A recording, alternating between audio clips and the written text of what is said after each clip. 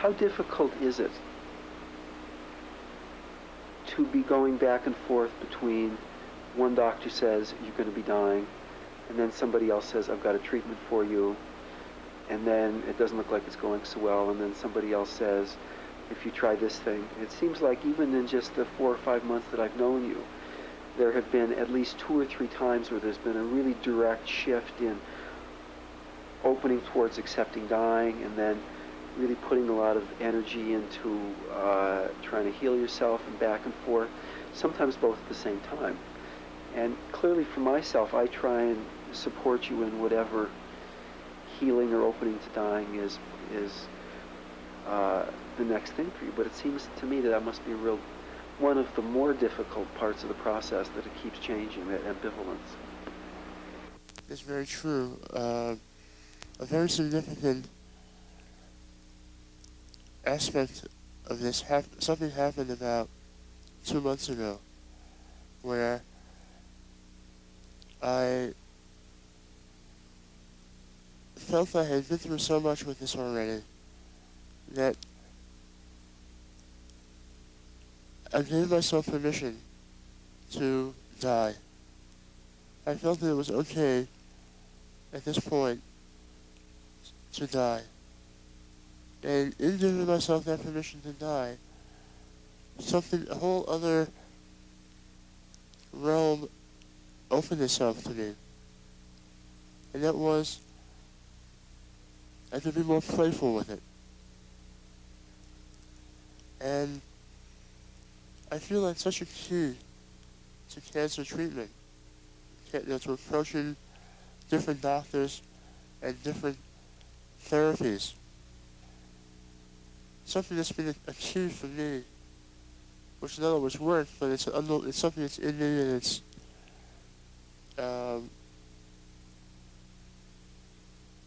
something that has helped me, is to look upon each doctor's visit and each different treatment as part of a bigger play. This isn't just a place to come to die. It's a place to come where when you have a serious illness, and in fact, in my mind, an environment that includes the possibility of death is the best possible place to be healed, because you're not busy denying something that's truly a possibility for all of us. And at the same time, an environment in which one is really working on healing yourself is probably also the best place to die. The healing we're talking about is the healing of the whole person, the body, the psychology, and the spirit. You know, when we were trying to figure out in the beginning of the process what was happening, was he healing or was he dying? It was always, well, what's happening today? Are you healing today or are you dying today? And there was a lot of tension that was created in that paradox. Are you going to eat ice cream? Are you dying, so you're going to eat these foods? Or are you healing, so you're only going to eat those foods? And at one point in the process, I had the experience, looking at him, that a healing could happen with him dying, alongside him dying, as part of his dying. You know, he's still living as he's dying, and he's healing, and we're healing. And it's almost more than we can comprehend. Yeah, oh, it is.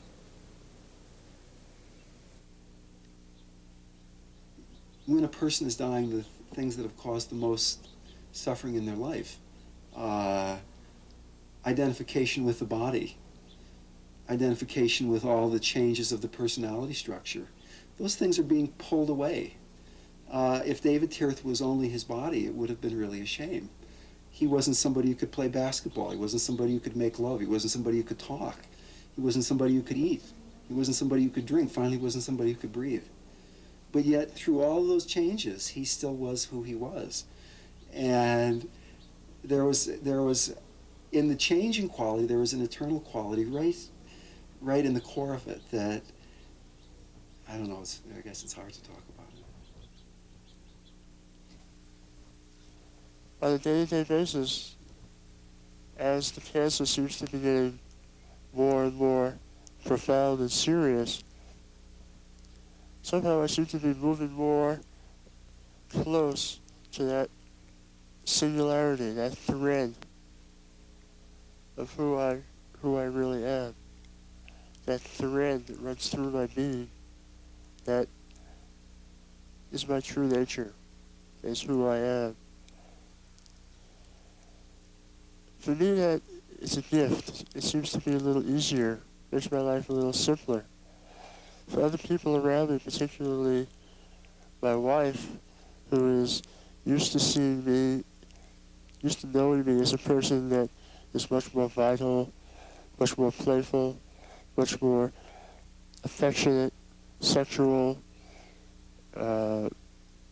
active, it's much more difficult for her because whereas this process is happening to me organically, it's not happening to her organically. In the beginning, David Truth never had pain from cancer, so in the beginning we could really do a lot of the things that we used to do, only in moderate doses. We could go to the movies, or we could go visit friends, and he could do it and enjoy it, but he'd reach a certain point and say, let's go, we have to leave.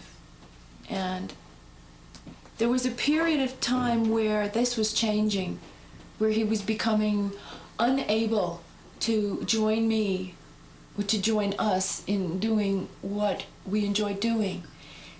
And it was very sporadic. One day he would be able to go for a ride, and the next day he would feel too sick.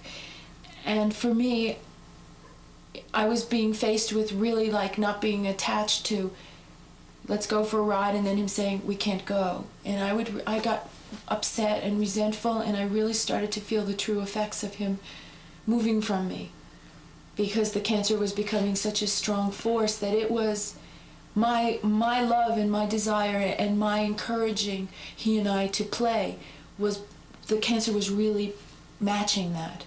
And I was really scared and unwilling to admit that that's what was happening. So there were about 2 or 3 months there where I was really fighting and angry at him that it was happening, and angry at myself that I wasn't stronger or clearer, or my love wasn't able to be stronger than the effect of the cancer. And it was really hard to admit that things were in fact changing so drastically. How's this changed now, though? I mean, it seems like there's such much more of a flow between you.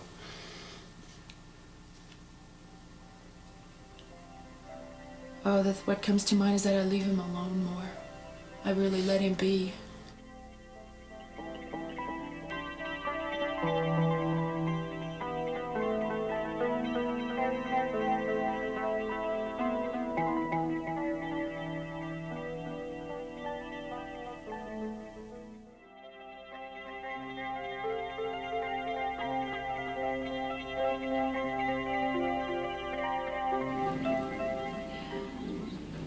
I can speak to an issue that I've worked with consistently over the last 5 years in working with people who were in very intense life circumstances, and that is the issue of identifying with another person's pain.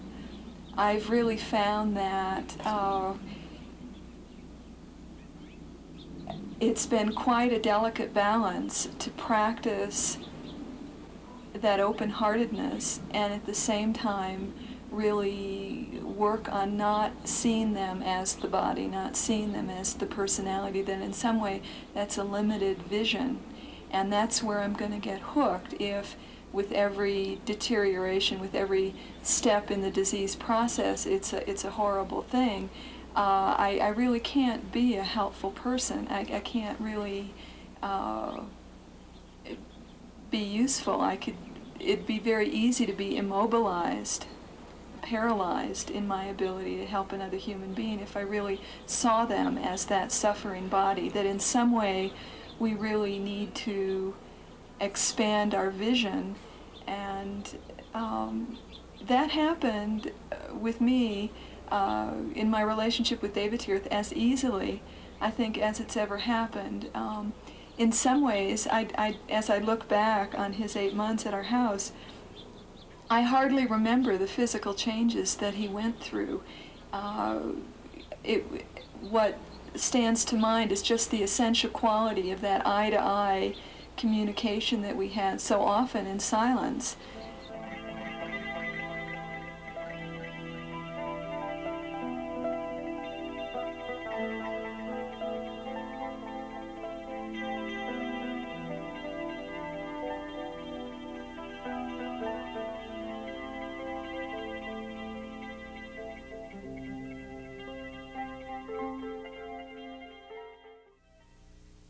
I feel that it would be advantageous to people who are not faced with illness to also explore what it means to dissolve, what it means to have the person you have known yourself to be withhold away. Through a serious illness such as cancer, this kind of process is almost forced upon you. It would be a wonderful thing if this notion of chopping away what's not essential and what is not really who we are, in a state of health, in a state of vitality and joy and playfulness and humor, if during a time like that we can experience something as profound as what I'm experiencing now in trying to consciously explore my death, my dying. So, to most people, or to many people, disease, in particular cancer, is seen as a tragedy. It also has many, many, many aspects which can be seen as blessings. It's very hard for people to understand, or some people to understand that, but I'm telling you this right now, that it has been so for me.